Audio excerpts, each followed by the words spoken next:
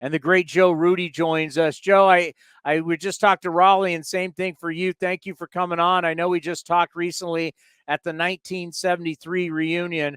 My condolences. I know how much Vida meant to you, how much he meant to all of us, but how much he meant to you guys. You won so much. You guys were all so close. It's got to be a tough day. It was definitely a shock. Dieter Page, that handles all the alumni people for the A's, has done a great job over the years, and I know she was so close to Vida also, and she called me yesterday to tell me that he had passed away. I was in shock. I knew that he was not doing well. I just didn't know that it was that serious when we saw him. I'm just so happy that he came. I mean, you think about his condition when he came to be around the guys. I mean, that took a lot of gumption to show up and be there. And I'm just so happy that he came to the reunion. I mean, that meant everything to all of us now as we look back. It's just hard to believe. I'm so glad you said that, because I started the broadcast yesterday against the Kansas City Royals with that message that I think it was so special that he was able one more time to see you guys, who are not only his teammates, but like his brothers, for you guys to be together one more time. And now knowing what's happened, how really special that moment was, celebrating the 73 team.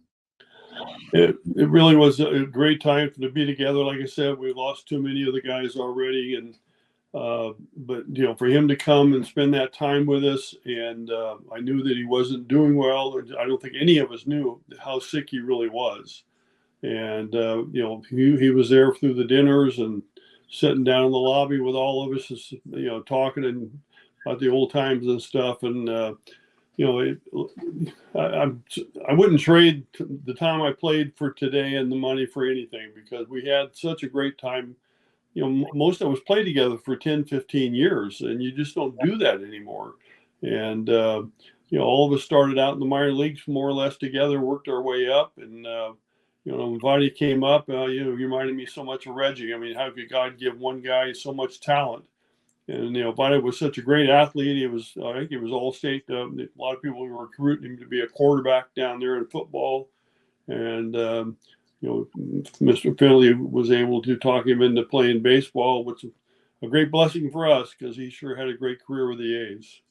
When I think about a small town guy, you were a small town guy, obviously from the Central Valley in California.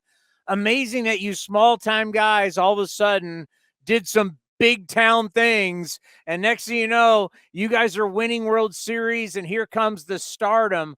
Just take us through what that was like for yourself, for Vida Blue, where you guys came from, and now you're on the national stage year after year after year. Well, I think it goes back to most of us who are so blessed to have some great people in our lives early on. I grew up in a little small town called Waterford, which is about 15 miles east of Modesto, about 100 miles, east of the Bay Area there. And I was very blessed with the number of neighbor kids that were in my neighborhood. We grew up playing baseball in the street all day long, every day, and the weather was good where we could play most of the year round. And then I had some great Little League Babe Ruth coaches, and was, again, blessed to move to Modesto for high school. And I had a gentleman named Jerry Streeter who had played probably, I don't know, maybe 10 years in the Dodgers organization.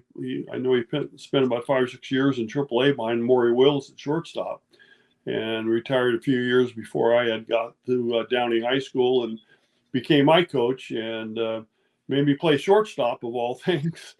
Through high school, because he said that's where you learn the most. He said you probably end up in the outfield later on, and I didn't know what he meant by later on. I'm a freshman, sophomore kid in high school, and he guided me along the way. And then we were blessed to, sign with the Kansas City A's. People don't realize the people. We had Hall of Fame coaches, Luke Appling, who was a Hall of Fame shortstop from the White Sox, Gabby Hartnett, Hall of Fame catcher.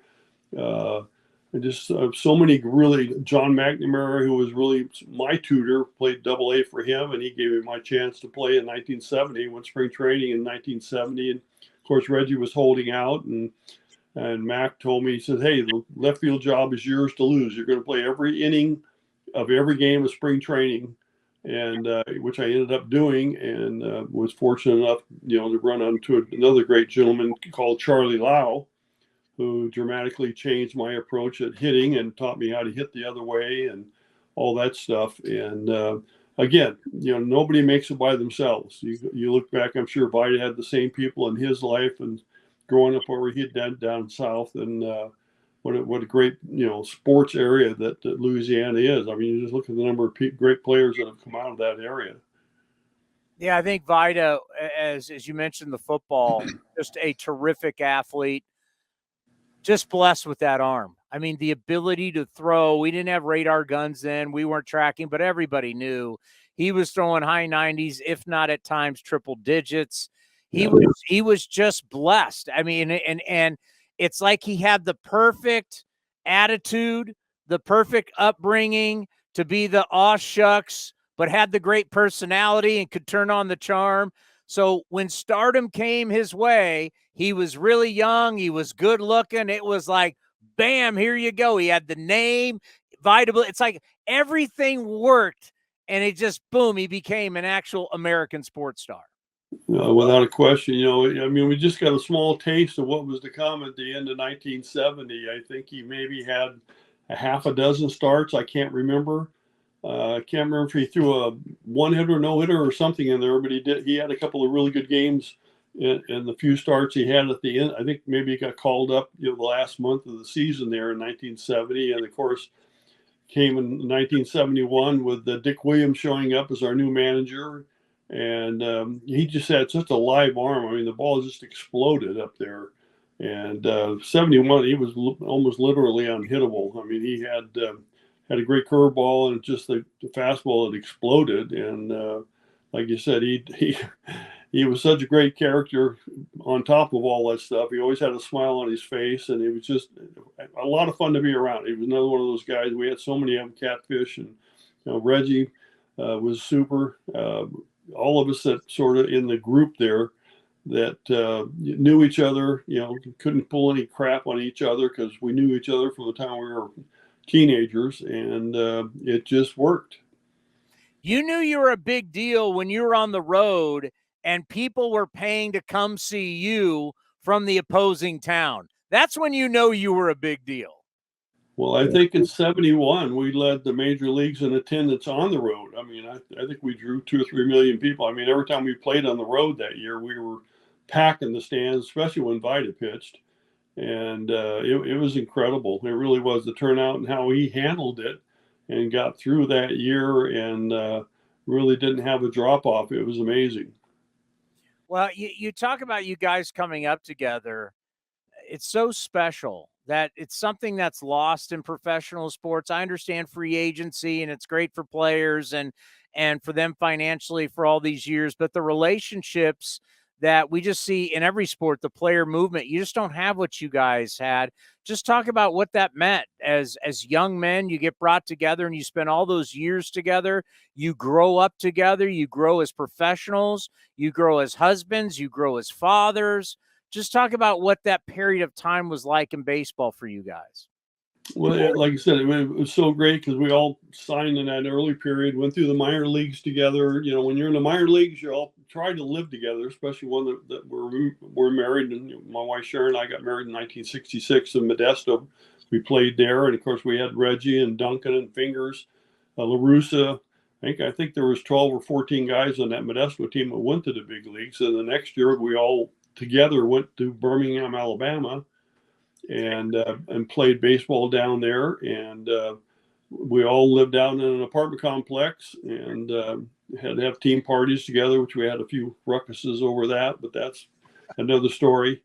And anyway, we survived playing ball in the South, and Reggie and I, went up and down. So I think I started the season 67 actually, that left fielder in Kansas City, got sent down after the first month and played there. And of course, Reggie and Duncan and I went up and down a few times. And so we all, lived together. So the wives are together when we were on the road. And then, the next year we move into the Bay Area with Oakland in 68. And I know, Tennis and Fosse and Bando, myself, a bunch of us all lived out in the Danville area, Walnut Creek area, rode to the ballpark every day, took turns driving, and the wives would pick each other up and go to the game together. And then, it was just a big family thing. Like you said, you don't see those many years that we spent doing those things, together. We take turn watching our kids. If they had a special, anniversary or something, we'd bring the kids over to our house and we watch them and vice versa. And like I said, you get so close to the guys that, it was, I'm looking back at 1976 when Raleigh and Vida got sold. And I never remember going in that clubhouse at night. And my equilibrium was totally screwed up. I mean, going from the A's one day in the same ballpark to Red Sox for Raleigh and myself. Again, 13 years, I guess I've been with A's by then. It was so hard to imagine going anywhere else. And again, that's one of those great things from playing that many years together that you get that close. Do you have a picture of you or Raleigh ever in a Red Sox uniform? I've got a few stuck away someplace. Yeah, I've had people send them to me of various, pictures of us there. And, we ended up not playing that night. And of course, the commissioner overturned all three of our trades or sales, I should say. And so it was definitely a shock. It was very strange to all of a sudden put on a different uniform. You're on a team that you never played for.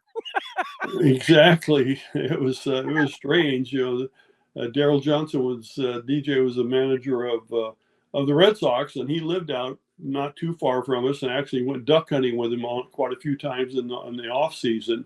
So he and his wife were good friends of ours, and he told me, he said, somehow, some way, I'm going to get your butt over here, and I'm not quite sure how he got the owner to go for that, but I think that trade would have stayed, and I can't imagine the Red Sox and the Yankee battles back then with having the Raleigh fingers coming out of the bullpen. Well, I'll tell you what, I know for the fans, these reunions, and I know 72, you had the flight problems, but I know for the fans, it's a big deal, but what it means to you guys. And that's the thing. I'm so glad Vida got to be there, and we get to cherish the moments, and you guys with your families being there in 73. And hopefully we're going to do it again for 1974. Cause we truly have to celebrate you guys, your time together as players and as champions, truly cherish it. And cause I know it means so much to you guys, cause you can't say it enough, and we'll end on this, that, you guys just weren't teammates. You were like brothers. Well, we spend that much time together and from an early age growing up and having children and, getting into your 30s, a lot of water under the bridge. Well, it's always great to have you on. I hate to bring you on under these circumstances, but thank you so much for taking the time there in Florida. You've always been so good to us here on A's Cast. Be well, and let's talk later on during the season. Okay, hopefully we'll see you in August. Plan on being out there for the guys going in August. So it's very nice of the A's to do all this and bring back the guys for the times that we have. So definitely looking forward to it. Thanks for having me on. Take care, Joe. Thank you. You too. God bless. The great Joe Rudi, A's Hall of Famer, 3-time World Series champion, class act.